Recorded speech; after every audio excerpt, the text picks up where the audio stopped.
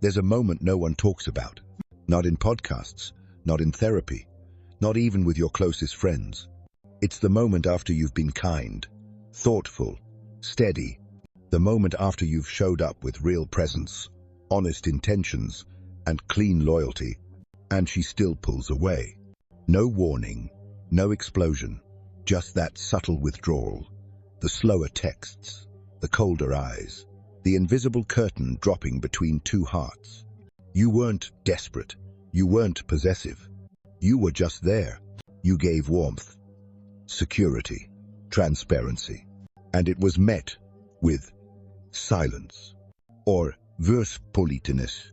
You ask yourself, what did I do wrong? You replay the conversations, looking for errors. But somewhere deeper, a darker question takes shape. Why does your warmth attract coldness? Why does the more grounded you become, the more people drift? Why does your emotional clarity, your steady masculine presence create distance instead of desire? No one teaches men how to hold that contradiction. You were told that if you were patient, calm, emotionally available, you'd be the exception. You were told women would finally appreciate a real man. But what they didn't tell you is this: your vulnerability became a liability. Not because it was weak, but because it was visible. You showed your hand too early. Not in a manipulative way, but in an honest one. But honesty, in a chaotic world, is a form of danger. You offered depth in a culture of distraction. You moved slowly in a system built on speed. You stood still while everyone else ran after ghosts. And so she didn't know what to do with you. She wanted something to chase. You gave her something to stand inside. She wanted a pattern. You offered a mirror. She wanted the performance. You brought the presence. And presence, to someone still fleeing their own self, feels uncomfortable. So now, here you are, feeling like the more grounded you become, the more isolated you are. Like your strength repels, like your stillness offends. And here's the truth few men will admit. You were punished for not playing the game. You didn't hide. You didn't perform. You didn't manipulate. And so she left. Because nothing about you triggered her chase instinct. You didn't confuse her. You clarified her. And clarity often kills fantasy. So what now? You have two options. 1. Collapse into coldness, go numb, shut down, never feel again. 2. Or choose a third path. The path Carl Jung spoke of, not suppression, not surrender, but integration. But before you rise, you must acknowledge this. Yes, you were open, and yes, it hurt. But it wasn't a mistake. It was the beginning of your initiation. From the moment you could speak, they began training you. Be polite, be nice, be someone people like. And you obeyed. Not because you were weak, but because you wanted to belong. You wanted peace, connection, approval. So you became a good man. You were agreeable, predictable, emotionally accessible. You never raised your voice. You never asked for too much. You never broke the rules. But somewhere along the way, that programming started to betray you. Because the more likable you became, the more invisible you felt. The more emotionally available you were, the more quickly you were forgotten. You kept showing up, but they stopped noticing. Why? Because you were taught a lie. A lie called likability conditioning. The idea that if you're nice enough, people will treat you kindly. That if you make everyone comfortable, they'll never hurt you. But in real life, that's not how power works. Power doesn't come from being liked. Power comes from being respected. And respect is not born from availability. It's born from boundaries. But the world conditioned you to be warm at all costs. And in doing so, you unknowingly stepped into a trap known as the warmth versus competence trade-off. The more approachable you become, the less powerful you appear. The more emotionally generous you are, the less people feel the need to earn your presence. And, to make matters worse, your constant availability activates something called availability bias. It's a cognitive glitch. The more someone sees you, hears from you, knows you'll always be there, the less valuable you seem. You didn't know this. You thought you were building connection. But what you were actually doing was devaluing yourself. You became the man who was always there, always replying, always agreeing, always trying. You thought that would make you stand out, but it made you ordinary. Because in the emotional economy, what is always available is always discounted. And so people walked away from you, not because you weren't good, but because you were predictable, and predictable people get taken for granted. In doing so, you train the world to treat you as ordinary. But here's the turning point. The moment you recognize the programming, you can rewrite it. Not by becoming cruel, but by becoming conscious. Every relationship has a hidden market, not of money, but of emotion. And in that market, value is defined by one brutal law. He who needs less holds the power. Nietzsche, that's it. That's the game most people don't realize they're playing. Every word, every delay, every silence is a transaction. Who cares more? Who waits longer? Who breaks first? You think love is about honesty, warmth, vulnerability, and it can be, but only when it's balanced. When value is mutual, most men don't realize how much they overpay in this emotional economy. They give their time, their attention, their energy, all up front, and they expect connection in return. But connection doesn't work like that. People don't respond to what you give. They respond to what you withhold. Not out of cruelty, but because what is scarce becomes sacred. You see, when your emotions are too easy to access, they lose value. Not because they're fake, but because they're free. You may think being available is loving, but to the other person, it reads as, "You need me more than I need you." And the one who needs less even, if only slightly, will always control the dynamic. Schopenhauer put it simply, to need nothing is divine. The less dependent you are on someone's attention, response, or approval, the more gravity your presence holds. That doesn't mean you don't feel. It means you don't negotiate with your own emotions just to stay in the room. Emotional discipline isn't about being cold. It's about valuing your energy like currency. You don't spend it where it won't be reciprocated. You don't invest it in people who pay you back in breadcrumbs. You don't chase connection. You choose it. And if it's not mutual, you walk, not to punish, not to provoke, but because you understand. Your presence is not cheap. Your silence is not weak. Your distance is not empty. It is measured. If you want to be untouchable, you must learn this. Emotion is power. Power flows to the one who controls it, not the one who floods others with it. There's a lie most men live inside, that if you're kind enough, patient enough, emotionally available enough, eventually someone will choose you. And not just choose you, but stay. You became that man, the reliable one, the one who listens, the one who's always there. You tried to be the antidote to every toxic guy she ever mentioned. And yet, she still left. She didn't leave because you weren't nice enough. She left because you had no edge.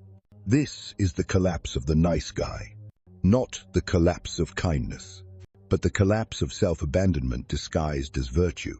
The nice guy is a mask, a strategy, a performance designed to gain approval without ever risking rejection. He never says what he truly wants. He waits, accommodates, nods, smiles. He bends in hopes of being kept. But bending doesn't earn respect. It earns distance. You don't realize it while it's happening, but your entire identity becomes structured around one fear. If I show my full self, they'll leave. So you cut parts of yourself off. Your anger, your sexual instinct, your ambition, your truth. And the more you cut, the less you feel like a man, until you're just a container of agreeable traits. But Carl Jung warned us of this danger. You must integrate the shadow, or it will devour you. Carl Jung, your shadow is everything you've denied in yourself. And for the nice guy, that shadow includes assertiveness, sexual presence, indifference to rejection, power without apology. Until you reclaim these things, You'll keep showing up as a version of yourself designed to be liked, not respected, not desired, just tolerated. And the truth is, you were never loved for your depth, because you never showed your depth. You showed your agreeableness, and she mistook that for hollowness. The harsh truth? She didn't leave the real you. She left the mask. And that's not a loss. It's liberation. Because now, you can stop performing. You can stop curating yourself for validation. You can stop being the man who makes sense on paper, and instead, become the man who takes up space in the room, who holds his truth like fire, who sets boundaries without explaining. The man who doesn't fear rejection, because he no longer fears himself. There comes a moment when you stop trying to be understood and start learning how to stand alone, not in bitterness, not in withdrawal, but in stillness. This is the moment when the nice guy dies, and in his place, something new begins. The stoic shift. He's been rejected. He's been overlooked. He's been made to feel like his honesty was a flaw, and yet survived. But not by becoming numb, by becoming structured. This man doesn't text twice, not because he's playing games, but because he has no interest in chasing confusion. He doesn't explain his boundaries. He embodies them. He doesn't raise his voice. His silence is loud enough. This is not a man hardened by trauma. This is a man tempered by experience. He no longer overfunctions in conversations. He no longer entertains ambiguity. He no longer gives energy to half-interest, flattery, or passive aggression. Why? Because he values clarity over connection. He doesn't need your approval. Not because he's arrogant, but because he's already done the work of approving himself. It is no measure of health to be well-adjusted to a profoundly sick society. Jiddu Krishnamurti. This society teaches men to beg for peace through people-pleasing, to win affection through submission, to measure their worth by how emotionally available they are. But he's not interested in playing that game anymore. He's not mean. He's measured. He's not cold. He's clear. You can feel it when he walks into a room. He's not looking around. He's not performing. He's present. The storm that once lived in his chest has now been organized into stillness. You can't manipulate a man like this. You can't bait him with silence. You can't shake him with inconsistency. He sees everything, but chooses what to move toward and what to ignore completely. His indifference is not emotional absence. It is emotional precision. And here's what makes him untouchable.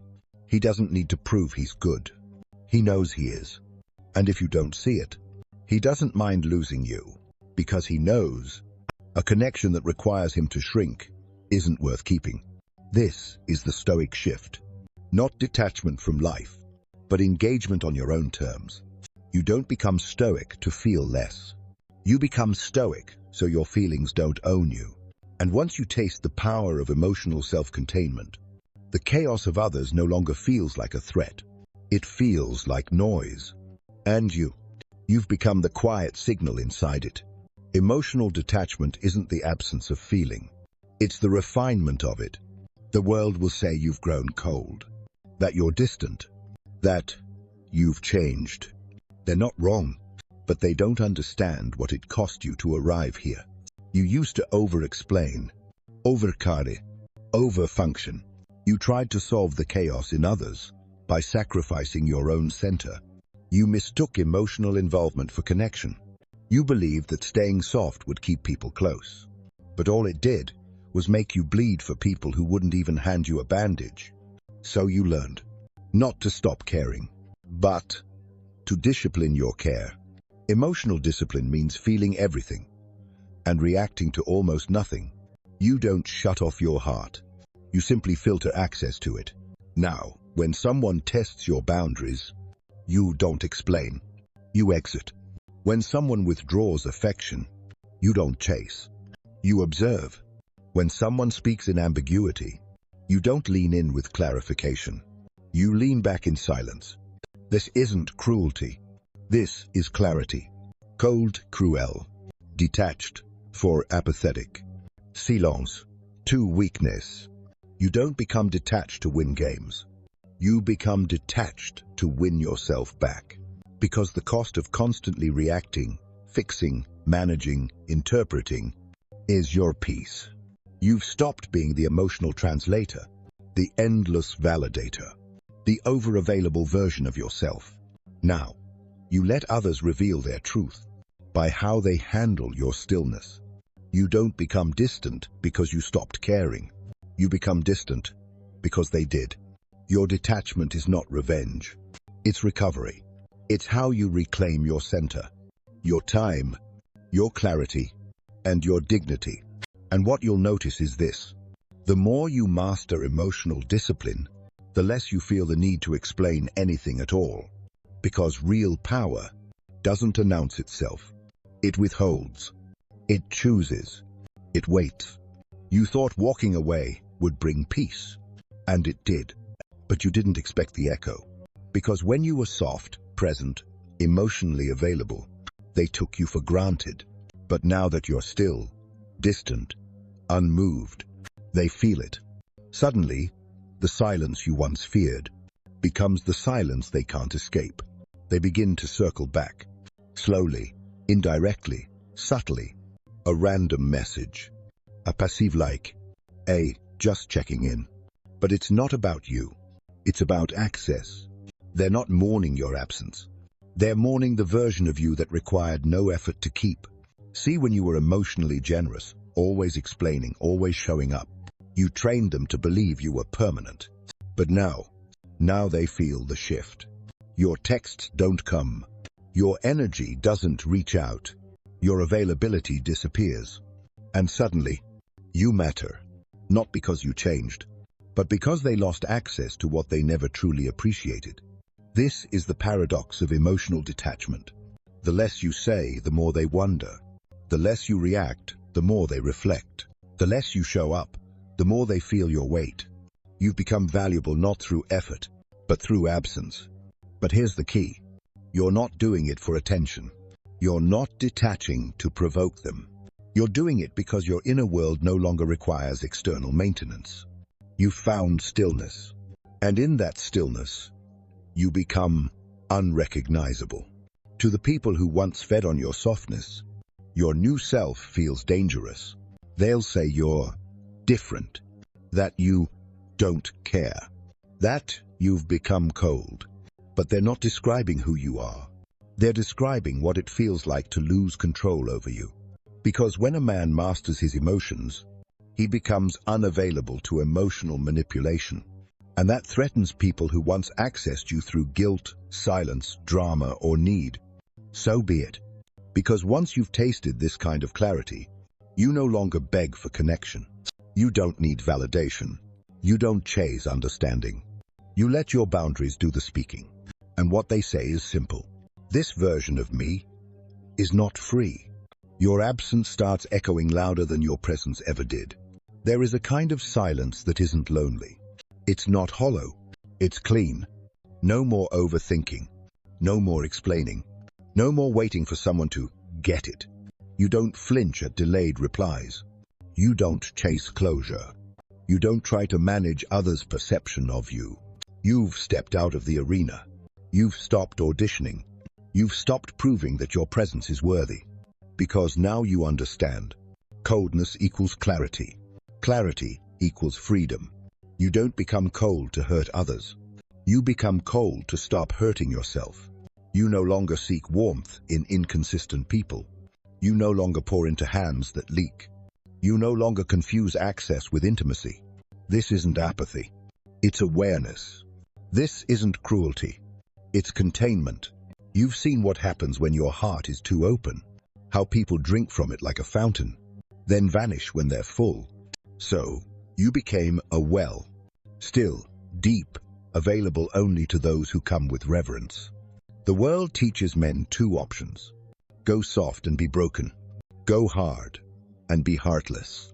But Carl Jung offered a third way. Integration. To face your shadow. To hold both strength and softness without apology. To feel everything and still choose calm. To remain rooted even as others swirl around you in noise and drama. That's not just maturity. That's liberation. Because now, you don't need them to behave for you to stay balanced. You don't need their love to feel lovable. You don't need their attention to feel alive. You've become self-sourced, internally anchored, dangerous to any system that once fed on your doubt. You don't need to raise your voice. Your silence says enough. You don't need to walk away in anger. Your absence is eloquent. And those who once mishandled you, they won't know how to return, because the door they walked out of no longer exists. The man who stands alone is always feared because he is truly free. Nietzsche, you are no longer too kind. You are no longer too much. You are no longer on the clearance rack of emotional availability. You are clear. You are sovereign. You are untouchable. Not because you stopped feeling, but because you finally stopped leaking.